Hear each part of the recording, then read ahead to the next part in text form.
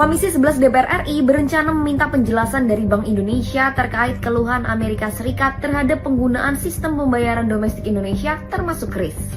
Isu ini mencuat dalam konteks negosiasi tarif resiprokal antara Indonesia dan Amerika Serikat beberapa waktu lalu. Protes Amerika Serikat terkait KRIS tercantum dalam dokumen yang disusun Kantor Perwakilan Dagang Amerika Serikat atau USTR yang berisi daftar hambatan perdagangan di sejumlah negara termasuk Indonesia. Dokumen tersebut dirilis pada akhir Maret 2025 sebelum Presiden Amerika Serikat Donald Trump mengumumkan tarif impor resiprokal terhadap sejumlah negara termasuk Indonesia.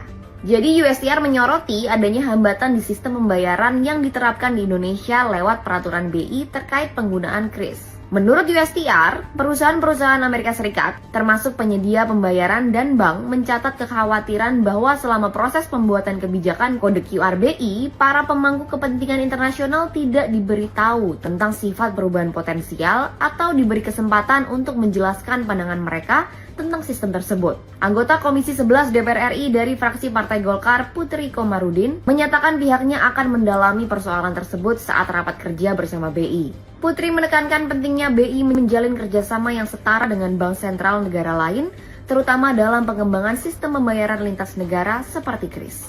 Sahabat Kompas TV, gimana tanggapan lo?